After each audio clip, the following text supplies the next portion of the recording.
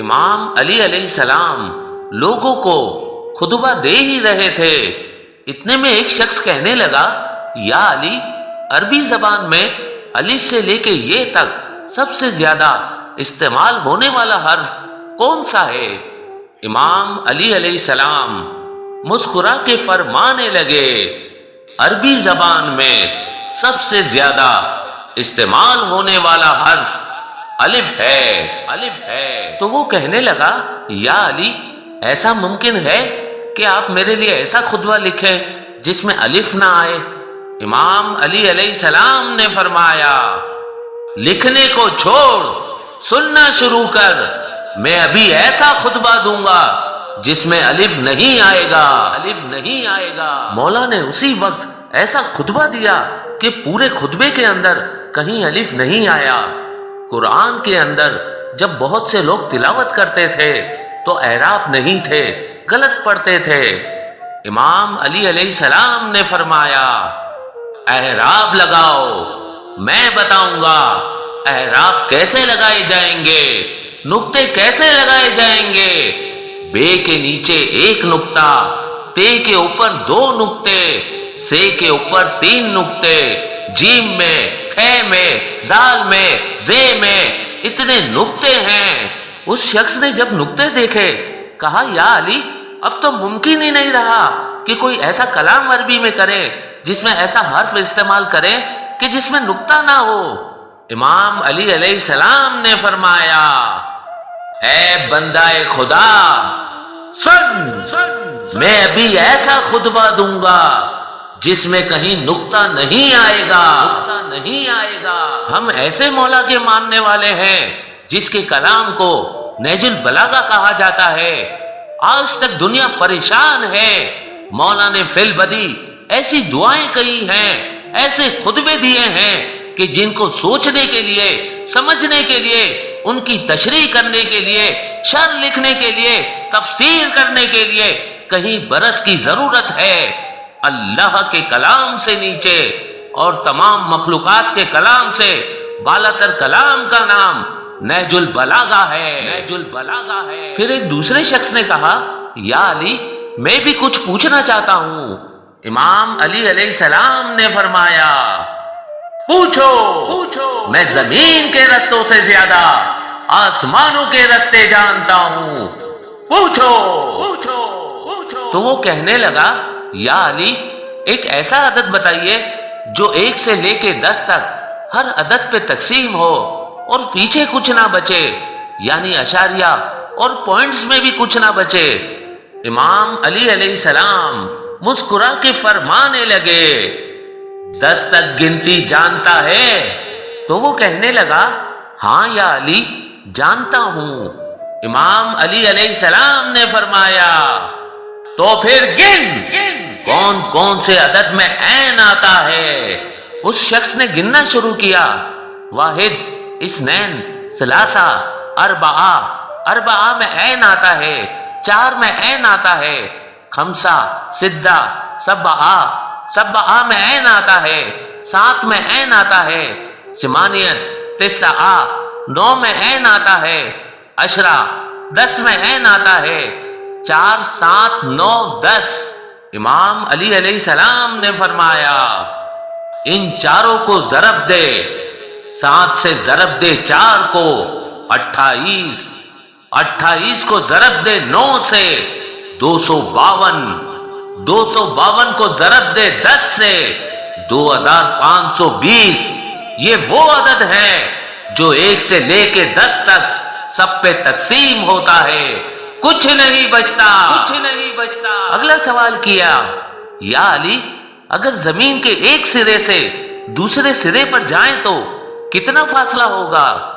امام علی علیہ السلام نے فرمایا، زمین کے ایک سرے سے دوسرے سرے تک کا فاصلہ اگر عربی نسل کا گھوڑا اپنی رفتار سے مسلسل 24 گھنٹے بھاگتا رہے تو 12,756 کلومیٹر بنتے ہیں۔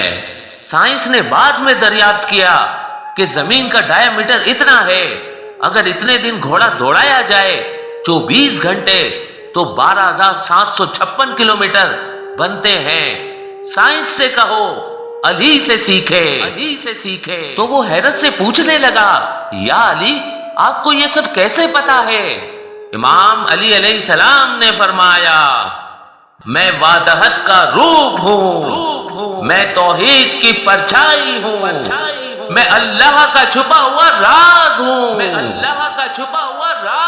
تیسرے شخص نے سوال کیا، یا علی اتنی آیات آپ کی شان میں نازل ہوئی ہیں، یہ بتائیے آپ کی شان میں نازل ہونے والی آپ کو خود کو سب سے زیادہ کون سی آیت پسند ہے؟ سوال کرنے والے نے اس علی سے سوال کیا جن سے متعلق اللہ کے رسول نے فرمایا تھا، اگر سارے سمندروں کا پانی سیاہی میں تبدیل کر دیا جائے، درختوں کو کلموں میں تبدیل کر دیا جائے، زمین سے لے کے آسمان تک کے خلا میں علی کے فضائل کو لکھا جائے، جن لکھنے والے ہو، انسان گننے والے ہو، تو سب کچھ ختم ہو جائے گا۔ میرے بھائی علی کے فضائل کبھی ختم نہیں ہوں گے۔ قرآن میں 6,000 سے زیادہ آیات ہیں، 1,000 میرے مولا کی شان میں ہیں۔ تو اس شخص نے کہا، آپ کو سب سے زیادہ کون سی آیت پسند ہے؟